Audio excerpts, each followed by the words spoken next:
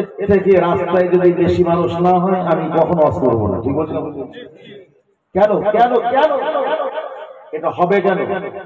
এক হাত সেলাই করতে গিয়ে দু হাত যদি ফেড়ে যায়, সেলাই করা কোনো লাভ হবে না। গাড়ি নিয়ে ঢুকতেই পারছি না, মহিলা এবং পুরুষ গায়ে ঠেসাঠেসি চেনার পরিবেশ তৈরি হয়ে যাচ্ছে।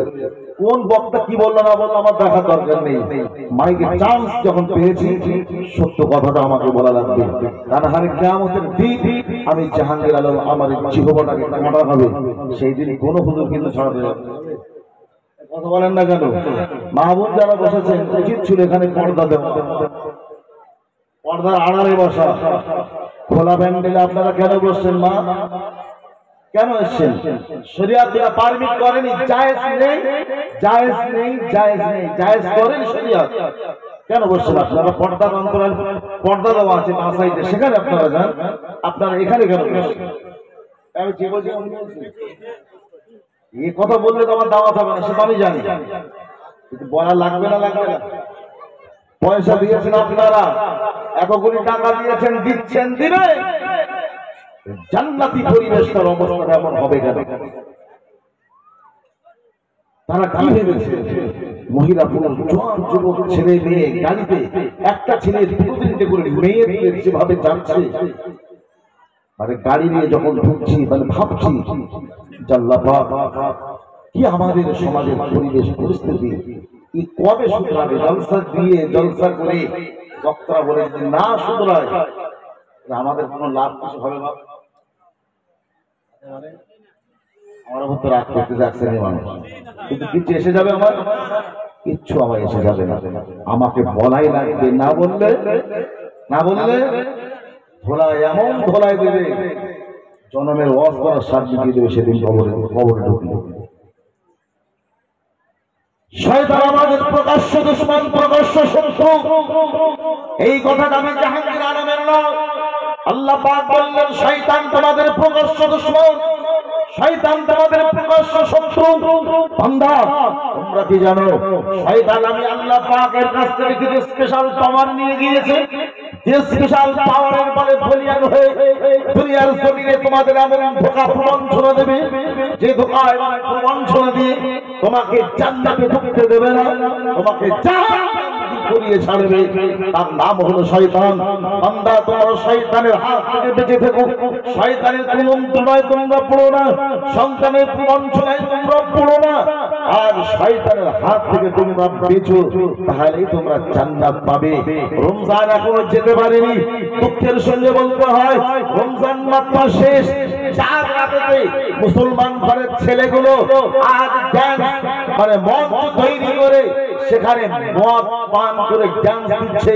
ওয়ান ক্যামেরায় বলছি, খোদার কসম করে বলছি, আল্লাহকে সাক্ষী রেখে বলছি, আমি জাহাঙ্গীর আলম মিথ্যা বলছি না।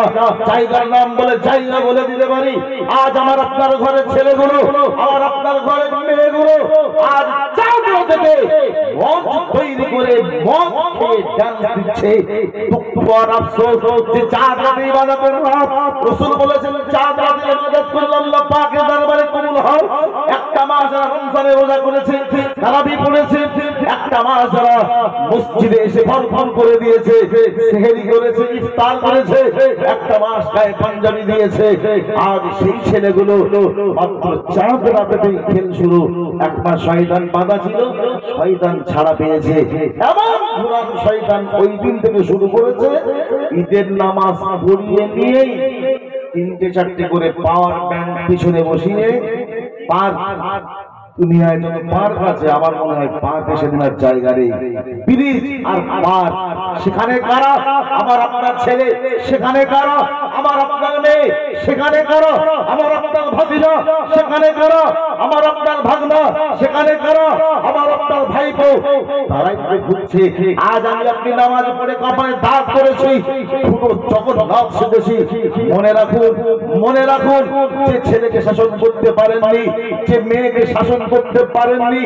আজ ঈদের দিনে পার্কে ঘরে, ঈদের দিনে ব্রিজে ঘরে, ঈদের দিনে রাস্তায় ঘরে ছেলেদের সঙ্গে বাইকে চড়ে বসে তারা বিভিন্ন জায়গায় প্রান্তে ঘুরছে।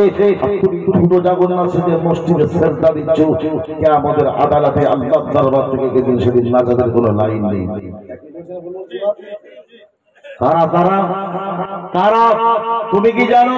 নবী দাউদ আলাইহিস সালামের জামানাতে আল্লাহ পাক মাছ ধরে খেতে, শনিবারের দিন মাছ ধরে খেতে আল্লাহ পাক নিষেধ করেছিল। শনিবারে তোমরা মাছ ধরে খাবে না। অনেক কথা সময় পেলে আমি বলবো, সারাংশটুকু বোঝাতে চাইছি। তারা নিষেধাজ্ঞা অমান্য করে মাছ ধরতে লাগলো, খেতে লাগলো। এই কাজে জড়িত ছিল ৫৮,০০০ মানুষ, আর আল্লাহ পাক বানর করে দিয়েছিলেন ৭০,০০০ মানুষকে। ১২,০০০ মানুষ মাছ ধরতো না, খেত না, বিক্রি করতো না, পাপের সঙ্গে জড়িত ছিল না। পাপ যারা করেছে, বানর যদি হতে হয়, আল্লাহর আযাবে যদি গজবে যদি পতিত হতে হয়, ৫৮,০০০ মানুষকে হতে হবে। কেন? আল্লাহ পাক ৫৮,০০০ মানুষের সঙ্গে আরো ১২,০০০ মানুষকে যোগ করে দিয়ে ৭০,০০০ মানুষকে আল্লাহ পাক কেন বানর করে দিয়েছিল? বলবো আমি আপনাদেরকে নিয়ে যাবো। যদি আপনাদের ধৈর্য এবং সবর থাকে, টানতে পারবেন ইঞ্জিনে, দোষ দিতে পারবেন তো? কারা কারা পারবেন তো হাত তুলে দেখানো যাবে? দুটো হাত তোলেন। আল্লাহ দিয়েছেন আমাদের দুটো হাত উঁচু করে আল্লাহকে সাক্ষী দিয়ে তাকবীর দেওয়া যাবে। বা দেখি না রে তাকবীর। মোটরসাইকেল ফার্স্ট গিয়ার দিয়ে পিকআপ যখন টানা হবে, গাড়ি তখন গড়িয়ে যাবে না, দাঁড়িয়ে থাকবে। সেকেন্ড গিয়ার দিয়ে যখন টানবে, চলে যাবে, আসতে যাবে। যাদের নাম জানে না, আপনার নাম হলো আমার মোল্লা,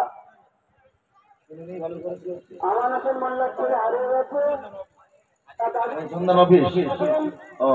এখানে চলে আসুন। সেকেন্ড গিয়ার দিয়ে যে পিকআপ টানা হবে, গাড়ি তখন চলে যাবে না, আসতে যাবে।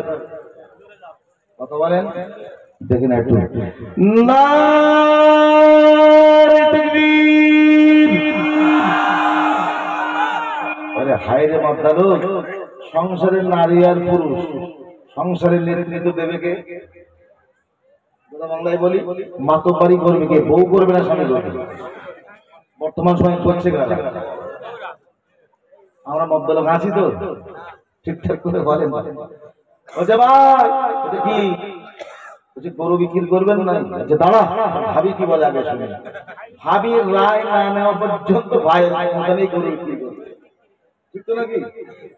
সারাদিন খেতে দিলাম আমি, সন্ধ্যা হলে সাজাল দিয়ে মশারি টানিয়ে ওকে দেখভাল করলাম।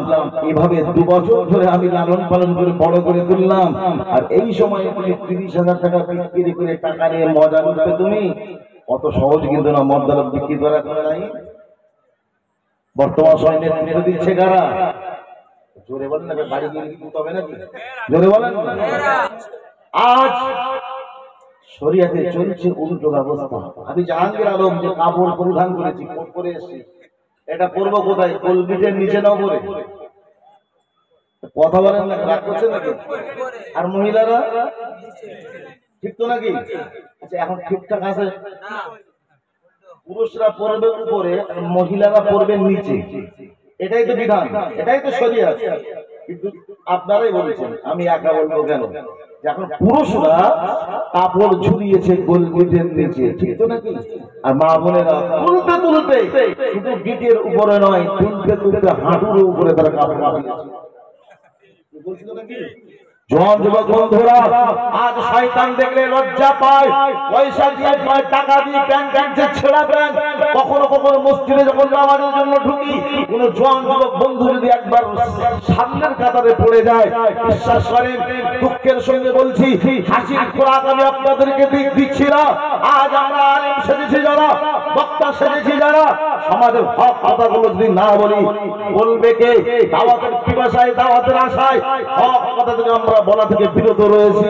জওয়ান বন্ধুরা, আজ নামাজে দাঁড়িয়েছে জিন্সের প্যান্ট পরে, ও বেটা যদি রুকুতে যায়, ওর ইহকাল পরকাল সব দেখা যায়।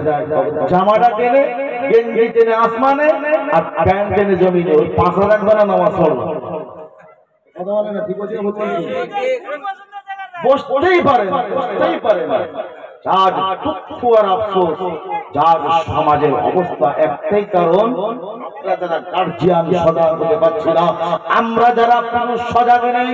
আমাদের মদ্দানি শেষ, বিয়ে করবার সময় যদি 30,000 টাকা ক্যাশ না দিলে, অ্যাপাসি গাড়ি না দিলে, খাট না হলে বিয়ে তুমি করবা না, তার নেতৃত্ব চলবে কি তোমার না তোমার গোড়ায় গোড়ায় গোড়ায় গেল। এই জন্য করে সমস্যা। তারপরে আওয়াজ দেব, শয়তান যে আমাদের প্রকাশ্য দুশমন শত্রু, এই মজলিসে রাখলে আমাদেরকে ওয়াজ শুনতে দেবে না। এই জন্য করে একটু শয়তানকে তাড়িয়ে দিতে হবে। বাবা আখির দোয়া পর্যন্ত যেন এই 7 নম্বর মেরিগঞ্জ এলাকায় থাকতে না পারে, একটু তাড়াতে পারবেন? পারবেন? একটু দেখি না, থার্ড আর ফোর্থ একসঙ্গে দিয়ে আল্লাহ পাকের নামে তাকবীর ধ্বনি দেব। আর মা বোনরা যেন বুঝতে পারে পোকার বাপে যে এখন গলায় আওয়াজ আছে, ঠিক আছে, কিন্তু কিচ্ছু বলে না, কিন্তু এবারে হেরি হেরি করলে লাইন খুব খারাপ। একটু আল্লাহ পাকের নামে তাকবীর ধ্বনি, যার কণ্ঠে যত জোর আছে একটু আল্লাহ পাকের নামে তাকবীর ধ্বনি দেব। যারা রাস্তায় আছে, এদিকে সাইডে আছে, ঘোরাঘুরি করছে, শয়তান তাদেরকে ছেড়ে দেবে। অন্তত কিছু সময় হলে মজলিসে বসবার সুযোগ হয়ে যাবে। এই শেষের দিকে, রাতের শেষ অংশে একটু আল্লাহ পাকের নামে তাকবীর ধ্বনি, নারে তাকবীর। হাত, এই হাত আল্লাহর ফারিস্তারা ভিডিও করতে, যেমন রেকর্ড হচ্ছে, হাত কিন্তু মুসলমানের লজ্জা। আফসোস, গত কয়েক বছর আগে মুসকান বলে যে বোনটা বেঈমান বেদিনের বাচ্চাগুলো ডিস্টার্ব করছিল, মুসকান বলে বোনটা আল্লাহ পাকের নাম হাত নেড়ে আল্লাহ পাকের নামে তাকবীর ধ্বনি দিয়েছিলেন। যে তাকবীর ধ্বনির আওয়াজে বেঈমান বেদিনের বাচ্চাদের ষড়যন্ত্রকে আল্লাহ পাক মুহূর্তের ভিতরে তছনছ করে দিয়েছিলেন। আজ সেই বোনের আওয়াজটাকে মুহূর্তের ভিতরে আল্লাহ পাক পৃথিবীময় ভাইরাল করে দিয়েছিলেন। জিহাদের ময়দানে সাহাবায়ে কেরামেরা তাকবীর ধ্বনি দিয়েছিলেন। যে তাকবীর ধ্বনির আওয়াজে জিহাদের ময়দান ছেড়ে বেঈমান বেদিনের বাচ্চাগুলো পালিয়ে গিয়েছিল। সেই আল্লাহ পাকের নামে তাকবীর ধ্বনি যদি বলতাম যে দিদির নামে তাকবীর দাও, দিন বাগান ছেড়ে বেরোত না। ঠিক বলছি না ভুল বলছি? মুসলমান দিচ্ছে দাদার নামে দাও, তখন প্যান খুলে তাকবীর, প্যান খুলে আওয়াজ। আল্লাহ পাকের নামে তাকবীর ধ্বনি, মুসলমানের হাত তুলতে লজ্জা, হাত তুলতে লজ্জা। তোলেন না বাপ, তো হাতটা তুলে তোলেন, তোলেন তোলেন, হাতটা তুলে আল্লাহ পাকের নামে তাকবীর ধ্বনি, নারে তাকবীর। আলহামদুলিল্লাহ, জোরে বলুন না আলহামদুলিল্লাহ। কিছু সময় আওয়াজ হবে, হবে না? হবে না, ইনশাআল্লাহ হবে, হবে, হবে। আল্লাহ পাক চাহে তো প্রাণ ভরা আওয়াজে দরুদ শরীফ আল্লাহুম্মা সাল্লি আলা।